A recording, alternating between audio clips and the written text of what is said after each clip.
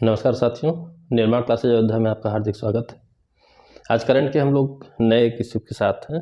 इसमें कुछ क्वेश्चन हैं जो हाल फिलहाल में बहुत ज़्यादा चर्चित रहे हैं, इनके बारे में भी हमें जानना ही चाहिए। ठीक है, Ismail, fit for 15, Haritdhara, directly question बनेंगे कि ये किससे संबंधित है, क्या है क्या नहीं। ठीक, क्योंकि इनमें जो इंटरनल मैटर है वो बहुत इम्पॉर्टेंट है।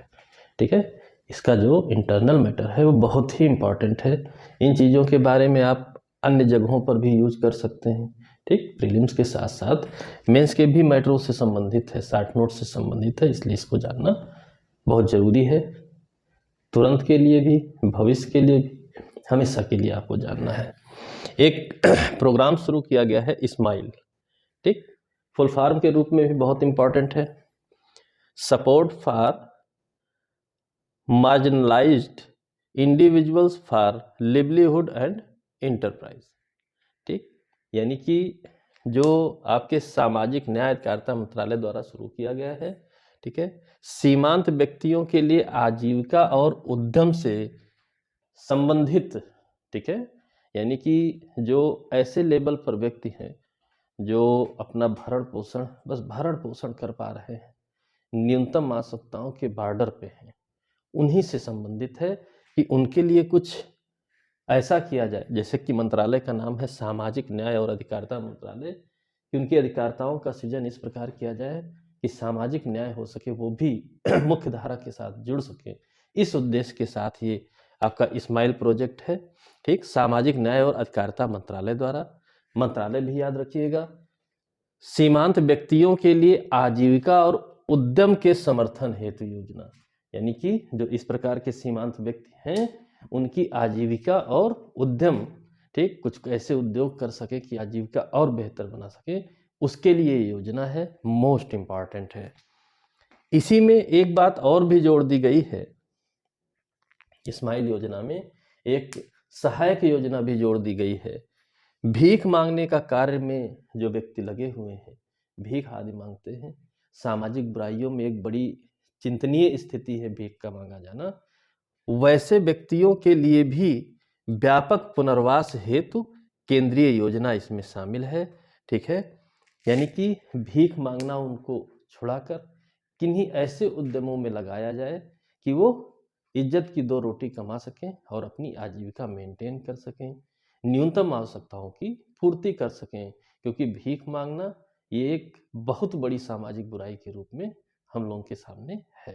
तो उसी पर्पज से मुख्य है इस्माइल योजना, सामाजिक न्याय और अधिकारिता मंत्रालय के माध्यम से, और साथ ही भीख मांगने वालों के पुनर्वास के लिए भी इसमें व्यवस्था की गई है। ये बात जानना बहुत जरूरी था। ठीक, फिर नेक्स्ट क्वेश्चन है फिट फॉर 55। कौन सा 55 जिसके लिए हमें फिट होना है, इसको भी हमें जानना है। ठीक, तो ये जो 55 है ये 55% की बात है। कैसे परसेंट की बात है ये भी जानना है। ठीक, फिट फॉर 55 शीर्षक नाम से एक कानून अभी यूरोपीय संघ ने पारित किया है। भले ही ये यूरोपीय संघ का कानून है, जुलाई में पारित किया गया है, लेकिन ये बहुत इंपॉर्टेंट वैश्विक महत्व का कानून है। सिर्फ यूरोपीय संघ से नहीं मतलब है, ये वैश्विक महत्व का कानून है। भारत पर भी इसका प्रभाव पड़ेगा क्योंकि भारत भी यूरोपीय संघ के तीसरे बड़े व्यापारिक साझेदार के रूप में है। तो जाहिर सी बात है भारत के ऊपर भी फर्क पड़ेगा। तो इसमें क्या ये कानून है, कैसा है, जैसे वर्तमान में आपके यूरो 4, यूरो 5, ठीक है, ऑटोमोबाइल सेक्टर के ये स्टैंडर्ड्स हैं, बाइकों में, गाड़ियों में, व्हीकल्स में यूज किए जा रहे हैं, वैसा ही स्टैंडर्ड कुछ ये भी है। एक कानून के माध्यम से फिट फॉर 55 2030 तक ग्रीन हाउस गैसें, ठीक है, इनके उत्सर्जन में GHG भी कहा जाता है, 55% तक की कमी करनी है। और वो 55% का स्टैंडर्ड कब का है, 1990 का है। यानी 1990 में CO2 उत्सर्जन की जो स्थिति थी, कार्बन डाइऑक्साइड की उत्सर्जन की जो स्थिति थी, उस स्थिति से 55% कम उत्सर्जन करने के लिए फिट फॉर 55 कानून को पारित किया गया है। ठीक, ग्रीन हाउस गैसों के कारण आपका ग्लोबल वार्मिंग बढ़ रहा है, आप जान रहे हैं कि ग्लोबल वार्मिंग बढ़ रही है।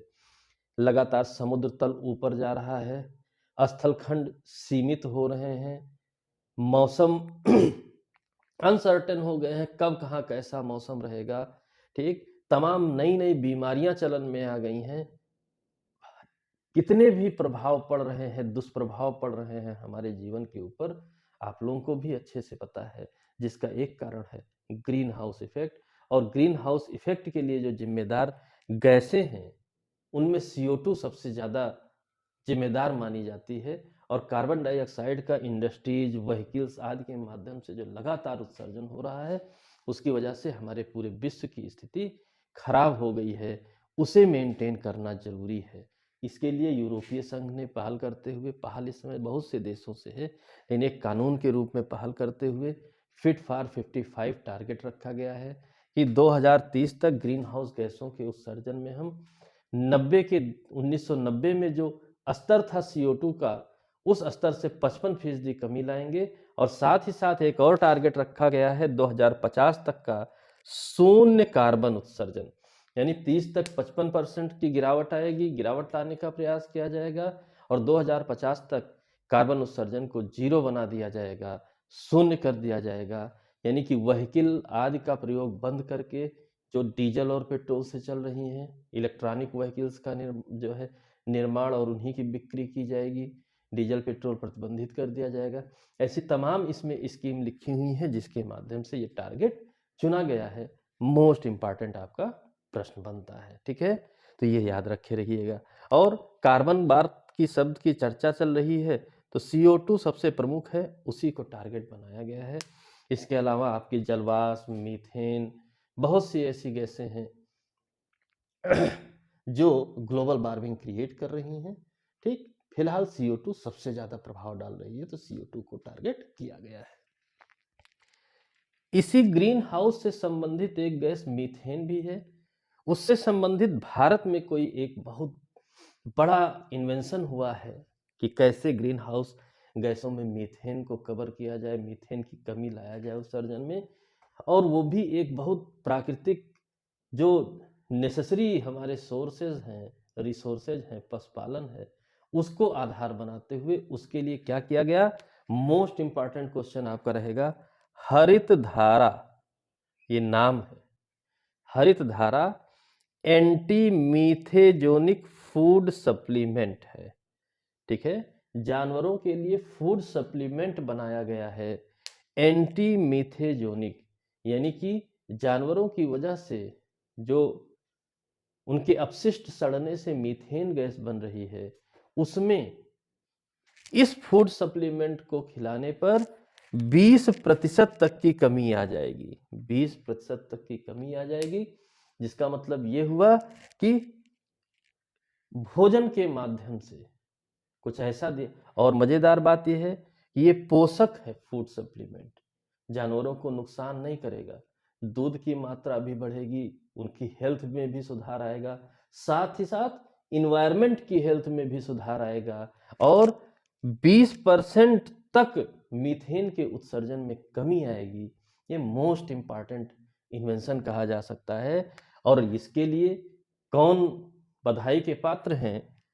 ICAR, भारतीय कृषि अनुसंधान परिषद के, इसी का एक ब्रांच है राष्ट्रीय पशु पोषण और शरीर क्रिया विज्ञान संस्थान, national institute of animal nutrition and physiology, NIANP द्वारा इसका निर्माण किया गया है, ठीक है।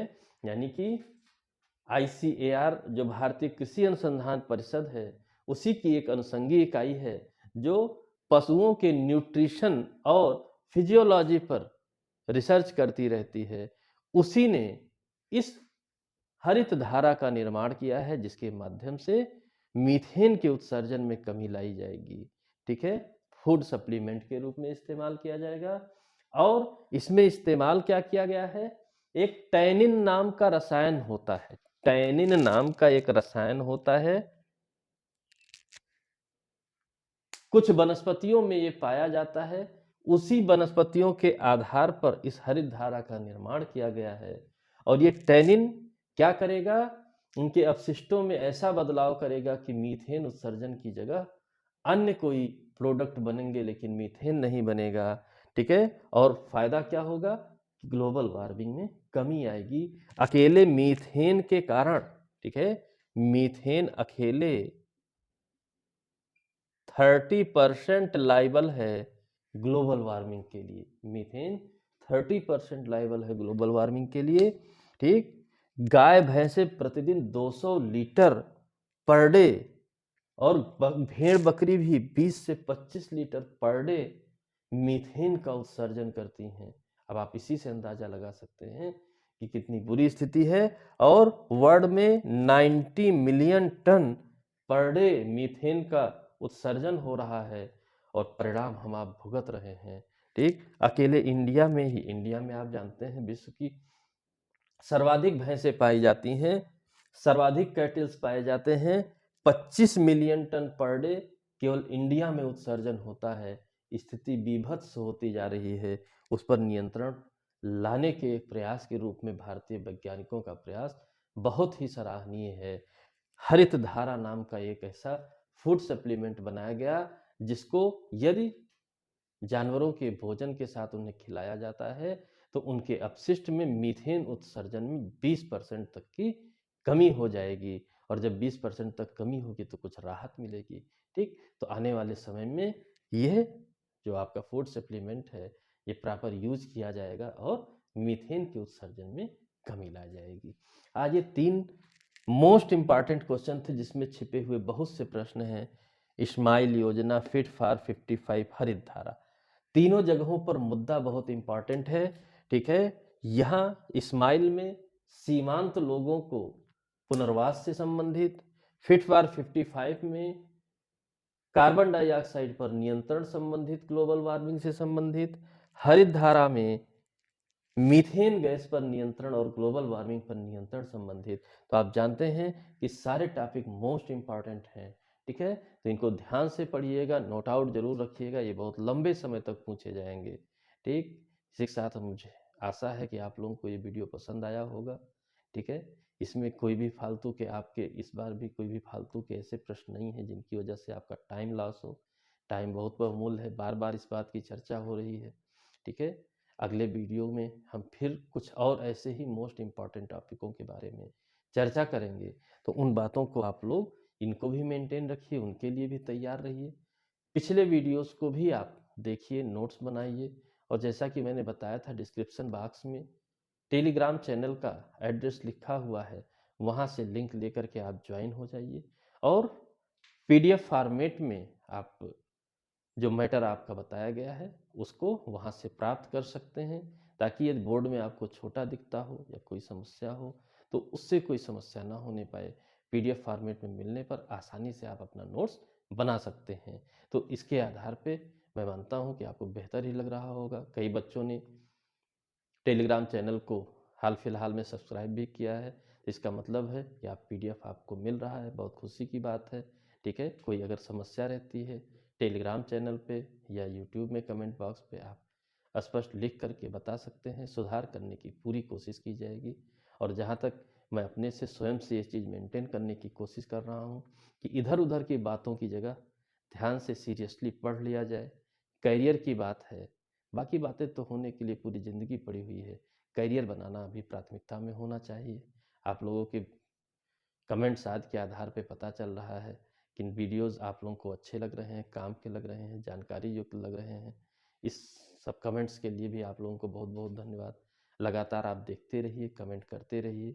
ठीक है, इसी के साथ पिछली बात एक और मैं बोलना चाहता हूँ कि लाइव क्लासेस के लिए लिमिट आप जान रहे हैं, तो चैनल को सब्सक्राइब करिए और आपस में भी जो लोग आपके जानने वाले हों, हित मित्र हों, परिवार के लोगों के माध्यम से आप चैनल को सब्सक्राइब करिए, ताकि लगातार हम लोग लाइव भी आ सकें और आपकी इच्छा वाले टॉपिक्स को लाइव पढ़ा जा सके। कोई समस्या हो तो उसे तत्काल दूर किया जा सके। तो इस दिशा में उम्मीद है कि आप लोग भी प्रयास करेंगे, मेरी ओर से प्रयास जारी है।